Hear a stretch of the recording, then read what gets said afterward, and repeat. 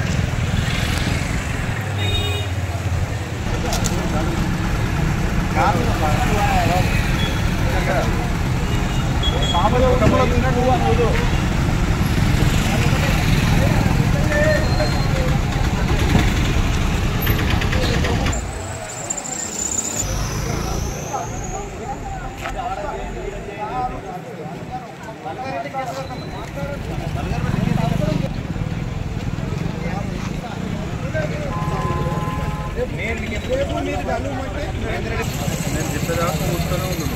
ఆ పక్క రెడీ అని